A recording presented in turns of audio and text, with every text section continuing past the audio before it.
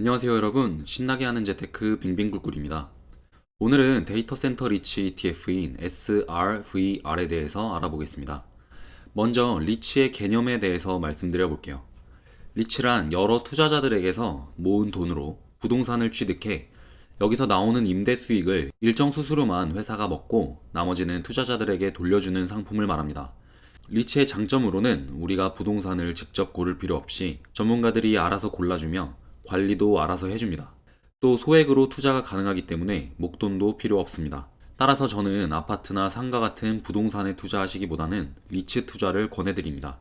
저는 참고로 부동산 자산은 앞으로 비전이 없다고 생각을 하고 있는데 이건 다음에 영상에서 따로 다뤄보도록 하겠습니다.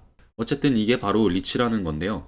데이터 센터 리치는 말 그대로 데이터 센터를 임대해주는 리치 상품을 말합니다. 그럼 데이터 센터란 무엇일까요?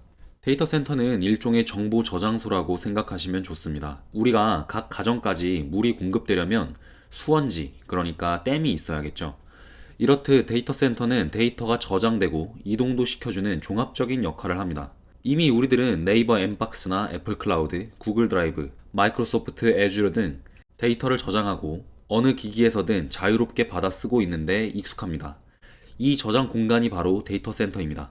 데이터 센터는 앞으로 폭발적인 수요가 예상됩니다. 먼저 AR, VR이 있는데 가상현실을 구현하려면 엄청나게 많은 데이터가 처리되어야 합니다. 지금은 게임 정도에만 활용되고 있어서 그 데이터가 게임기 내에서 처리가 되지만 만약 산업 현장이나 실생활에서 실시간으로 정보가 왔다 갔다 하려면 그 데이터량은 정말 엄청나겠죠.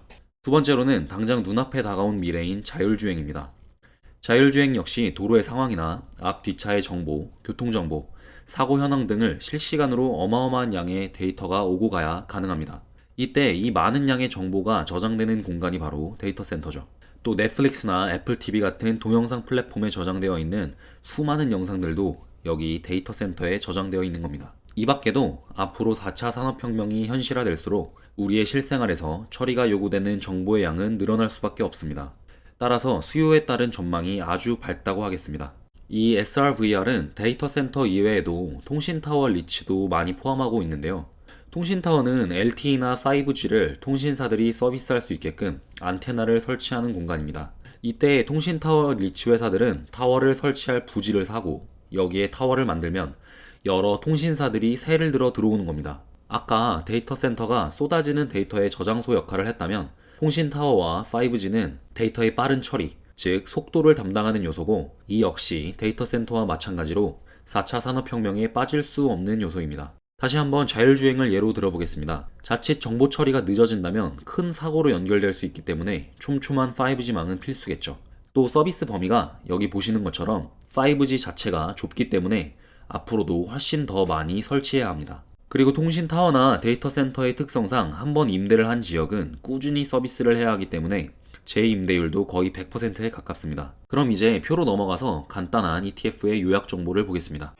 먼저 SRVR의 풀네임은 여기 보시는 것처럼 Facer Benchmark Data Infrastructure Real Estate ETF입니다. 요거는 브랜드 이름이고요.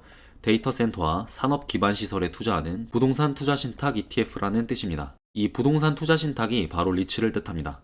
운용사는 페이스 어드바이저, 자산 규모는 1.04빌리언입니다. 저희가 여태까지 살펴봤던 ETF들에 비하면 자산 규모가 조금 작게 느껴지실 수 있지만 지금 현재 데이터 센터나 5G 통신타워 관련해서 투자하고 있는 ETF가 SRVR이 유일하기 때문에 다른 대안이 딱히 없습니다. 그렇기 때문에 0.6%의 수수료도 어느 정도 감안을 해야 하는 상황인 거죠.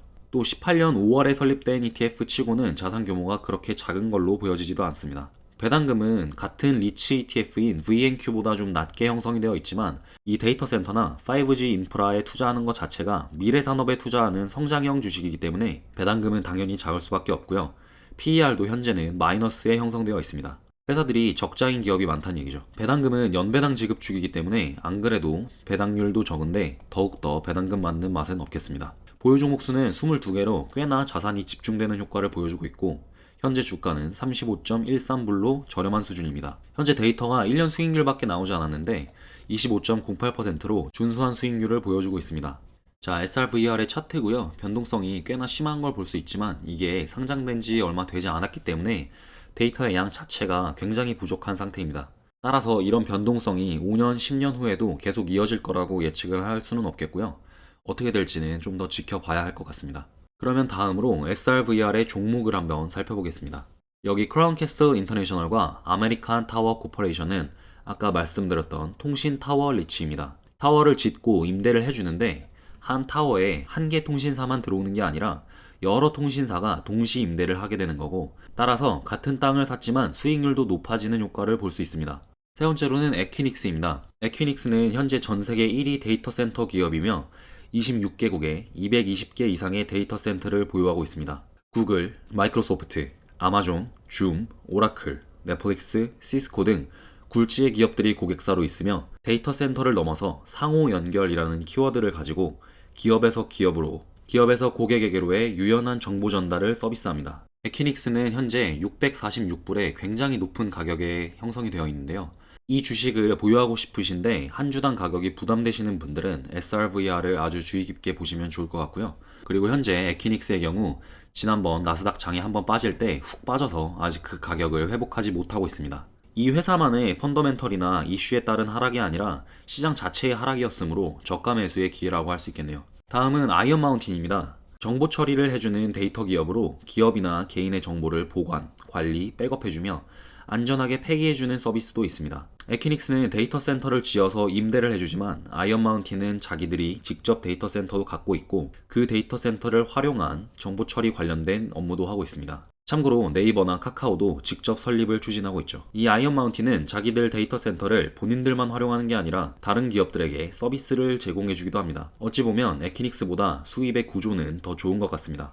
다음은 란마 어드버타이징이라는 회사고요. 광고 회사인데 5개 디스플레이를 32만 개 정도 갖고 있는 5개 광고 전문 회사입니다. 대중교통이나 빌딩 외벽 같은 데서 이제 광고가 진행될 때 광고주가 란마라는 회사를 통해서 광고를 진행하게 되는 거죠. 무려 120년이 넘는 역사를 갖고 있는 회사입니다. 다음은 디지털 리얼티라는 회사고요. 이 회사는 에퀴닉스 다음으로 2위를 하고 있는 데이터 센터 리치 기업입니다. 다음은 GDS 홀딩스입니다. 이 회사는 중국의 에퀴닉스라고 보시면 되고요. 중국에서 데이터 센터를 운영하고 있는 가장 큰 회사 중 하나입니다. 그 밖에도 아래로 22가지 기업을 거의 다 살펴보면 데이터 센터 리치 기업이 가장 많은 비율로 포함이 되어 있고, 크라운 캐슬과 아메리칸 타워만 통신 타워 관련된 리치 산업을 하고 있다고 보시면 될 것 같습니다. 자, 제가 지난번 영상에서 소개시켜드렸던 경기 민감주 ETF들은 현재 실적을 내고 있는 가치주의 영역이지만 이 SRVR처럼 미래 산업에 투자하는 성장주의 성격을 가진 ETF들은 지금 당장에 수익을 내고 있지는 못합니다. 따라서 아크사의 ARKK와 성격이 어느 정도 비슷하다고 할 수 있습니다. 이거는 여러분들이 조금 더 선호하시는 분야의 주식에 투자를 하시면 되는 거고, 저 같은 경우에는 자율주행에 투자를 하고 싶다 그러면 테슬라나 구글 같은 단일 기업에 투자하는 것보다는